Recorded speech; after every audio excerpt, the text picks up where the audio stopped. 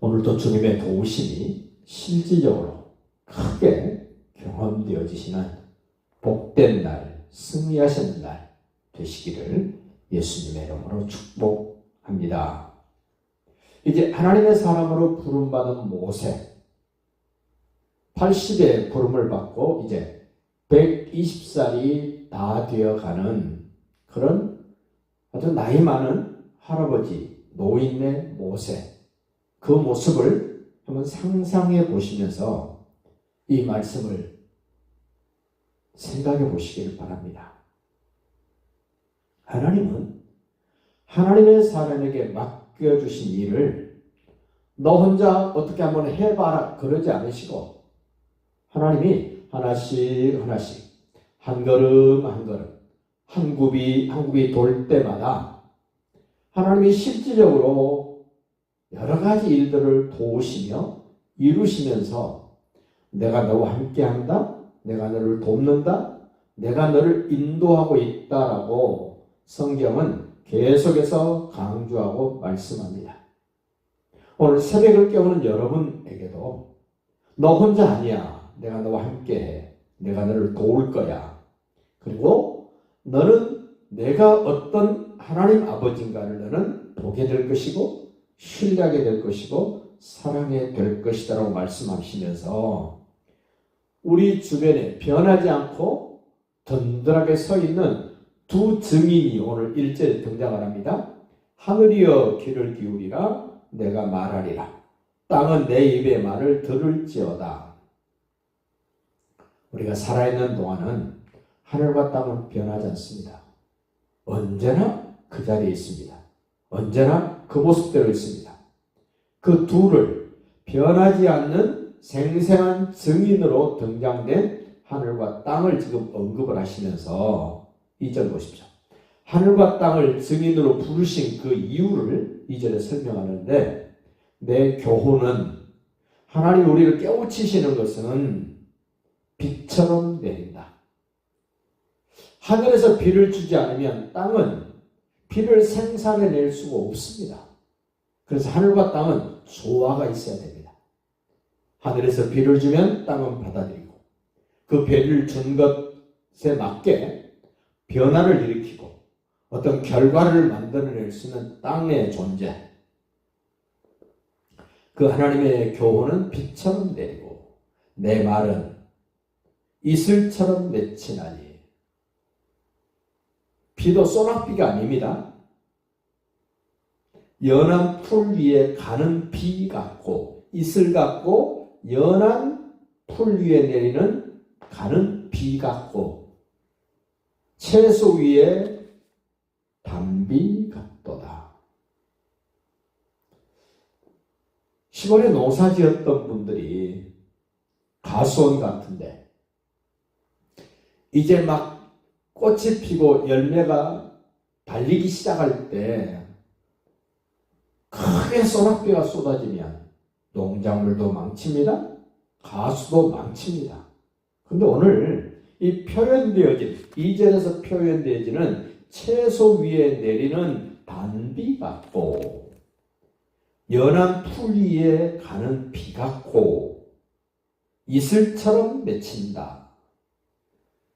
하나님은 우리를 최대한 살피셔서 유익하도록 좋을 수밖에 없도록 만드시는 그 하나님의 세세하게 베풀어 주신 그 긍휼, 자비, 사랑, 복 주신 이 말씀 속에 다 들어있다고 저는 생각을 합니다. 피해는 일도 가지 않도록 하나님이 어떤 분인가를 구구절절히 깨달아야 될 사람들의 그 마음 속에 나는 이런 하나님이야 라고 나타내시고 새기시는 이 하나님의 이 자비로우신 모습, 긍휼이 많으신 모습, 은혜를 베푸시는 모습, 우리를 사랑하고 또 사랑하고 끝까지 사랑하시는 이 하나님의 마음. 그래서 3절 보십시오. 모세가 내가 여호와 이름을 전파하리니 너희는 우리 하나님께 위엄을 돌릴지어다. 존귀함을 돌릴지어다. 소중함을 돌릴지어다. 그분의 위대하심을 나타낼지어다. 이런 하나님을 경험하면 이렇게 하나님을 나타낼 수밖에 없답니다. 4절 다시 보십시오. 그 하나님은 2절과 3절에 등장하신 이 하나님은 이집트에서부터 홍해를 건너서 시내에서 언약을 맺고 40년 동안 광야길을 인도하셨던 그 하나님은 반석이시다. 그분이 하시는 일은 완전하고 모든 길이 정의롭고 진실하고 거짓이 없으신 하나님이시니 공의로우시고 바르시도다. 한동안 대한민국의 큰 뉴스거리가 되었던 공정이 있습니까? 정의가 있습니까? 평등이 있습니까? 라고 뉴스에 계속 보도된 시절이 있었습니다. 그야말로 하나님 밖에는 온전한 정의, 온전한 평등, 온전한 공의, 하나님이 가지고 계신 특성이라고 우리에게 소개를 합니다. 이런 하나님인데 은혜를 입고 입었던 그 사람들이 이 하나님을 향하여 어떻게 하나 보세요. 5절입니다. 그들이 여호와를 향하여 악을 행하니. 참 사람이 그렇습니다. 저도 그렇고요. 여러분도 하나님께 이렇게 등 돌리고 배신할 수 있는 성향이 있다는 겁니다. 그럼에도 불구하고 하나님은 뻔히 그럴 줄 알면서도 하나님은 은혜를 베풀고 자비를 베풀고 도우시고 끝까지 도우시고 끝까지 참으시는 하나님. 근데 그 하나님도 참는데 한계가 있답니다. 더 이상 두고 볼 수 없을 때 하나님은 심판의 채찍을 드신다는 겁니다. 하나님의 자녀가 아니요 악을 행하는 사람, 이런 하나님을 향하여 배신 때리고 불신하고 의지하지 않는 그들은 하나님의 자녀가 아니요. 아주 단호합니다. 너는 내 자식 아니야. 흠이 있고 삐뚤어진 세대로다. 뭐 하나 맡길 수 없습니다. 중요한 것은 더더구나 맡길 수 없는 악하고 흠이 있고 삐뚤어진 세대 가운데 하나님을 조금이라도 더 신뢰할 수 있고 하나님을 의지할 수 있는 그 사람들. 그 6절도 보십시오. 이런 사람들이 얼마나 어리석고 지혜가 없는가. 백성아, 여호와께 이같이 어떻게 그렇게 할 수 있겠느냐 보답하느냐. 그는 네 아버지시여 너를 지으시니가 아니시냐? 그렇습니다. 우리 아버지십니다. 나를 만드신 분입니다. 나를 여기까지 인도하신 분입니다. 그가 너를 만드시고 너를 세우셨도다. 그러면서 다시 한번 거울을 들여다보듯이 들여다보게 만듭니다. 옛날을 기억하라. 이 옛날이 언제입니까? 어제, 그제, 작년, 재작년 옛날을 기억해 보십시오. 떠올려 보십시오. 하나님이 나에게 어떻게 하셨는가? 그때 하나님이 안 도우셨으면 나는 어떻게 됐을까? 참 끔찍한, 생각하기도 싫다. 근데 하나님이 도우셨습니다. 역대 연대를 생각해봐라.